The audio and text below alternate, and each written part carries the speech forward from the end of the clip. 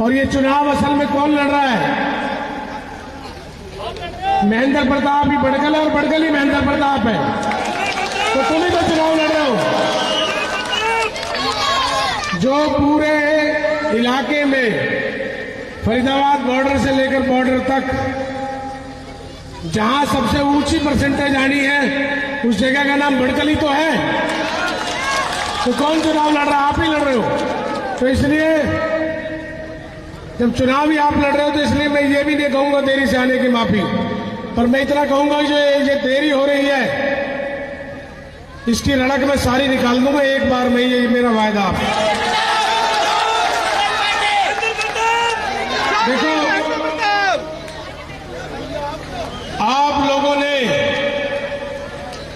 आप लोगों ने बहुत पीड़ा झेली है, मुझे मालूम है। 10 साल, भाई चुप हो जा भाई, ये कुछ नहीं। 10 साल जो तकलीफ आपने झेली है ये मुझे मालूम है।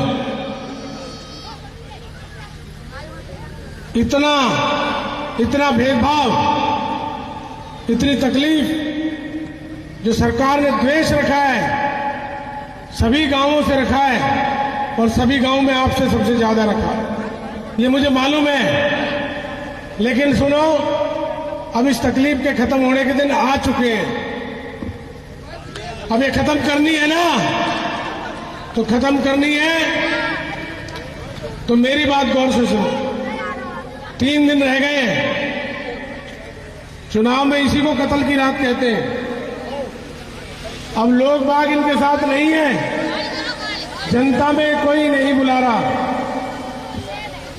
सिर्फ धोखे, झूठ और झगड़े का सहारा ढूंढ रहे हैं। बाकी पूरे फरीदाबाद लोकसभा क्षेत्र में जनता इनके साथ नहीं है।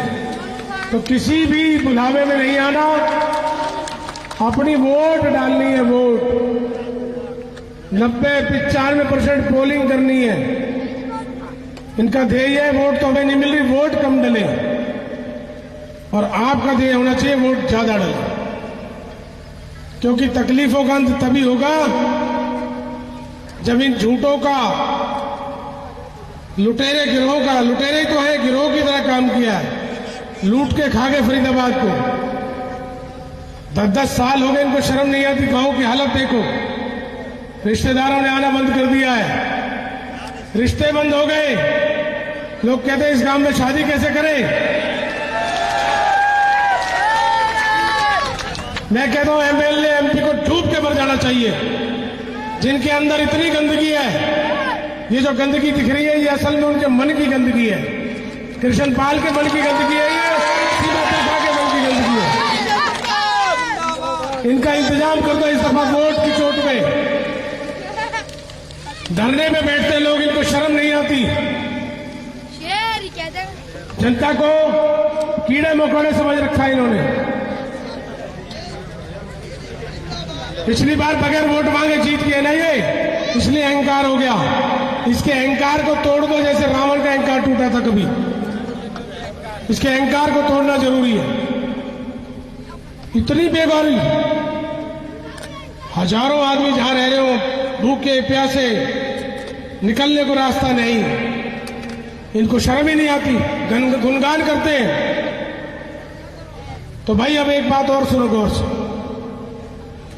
सब चीजें आपको, मुझे मालूम है, आपकी घोषणा पत्र भी सब कुछ आपको मालूम है। कांग्रेस आएगी, चौधरी महेंद्र प्रताप आएंगे तो न केवल बड़गल की, पूरे फरीदाबाद की तस्वीर बदलेगी।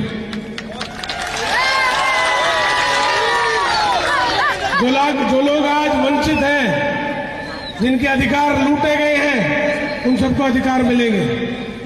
चाहे वो 6000 की पेंशन हो, चाहे वो 500 का सिलेंडर हो, चाहे 300 यूनिट बिजली माफ हो, चाहे 25 लाख का इलाज फ्री हो। ये कांग्रेस का घोषणा पत्र है। महिलाओं को, गरीब महिलाओं को 1 लाख रुपए, और पढ़े लिखे बच्चों को भी काम करने के लिए 1 लाख मिलेगा। इसके अलावा भाई इस इलाके के लिए मुझे मालूम है आज इलाका इतना दुखी है, स्कूल कॉलेज नहीं मांग रहा, अस्पताल नहीं मांग रहा, खेल के मैदान नहीं मांग रहा। मांग रहा क्या है? सड़क बना दो, सीवर दे दो, पानी दे दो। शर्म की बात है सरकार के लिए, भाजपा सरकार डूब मरो। तुम सड़क सीवर नहीं दे पाए लोगों को, 40-40 हजार करोड़ इस फरीदाबाद के खाने के बाद भी। तो भाई अभी एक दिन रह गया प्रचार का। अब चुनाव तुम ही लड़ रहे हो, मैं नहीं लड़ रहा। चौधरी महेंद्र प्रताप और भटकल में कोई अंतर नहीं है। मुझे बहुत जगह जाना है, बहुत जगह जाना है। मैं अब जा रहा हूं, एक वायदा करके जा रहा हूं आपसे, काम तो सारे होंगे, इज्जत भी आपकी वापस लौटाई जाएगी जो इन्होंने सम्मान खोया आपका।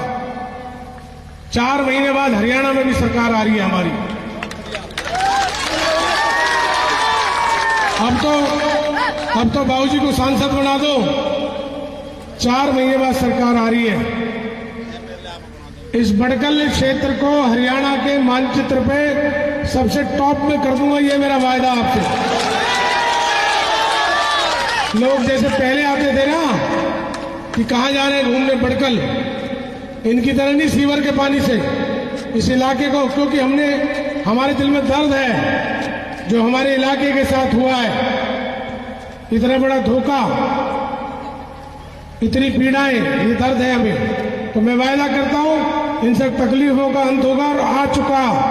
पहली चोट अब और दूसरी चोट 4 महीने बाद। अब बहुत 5-7 मीटिंग में लेट हो गया हूं, जैसे आपने इंतजार किया ऐसे और भी कर रहे हैं। मुझे इजाजत दे दो और मैं अपना सर झुका के आपको नमस्कार करता हूं कि भाई आपके एहसान को 3-3 घंटे जो आपने इंतजार किया है, आपके एहसान को मैं जिंदगी भर उतार नहीं सकता। लेकिन हमारा पलक नहीं है, मिलके इस इलाके की बेहतरी के लिए काम करेंगे। धन्यवाद। जय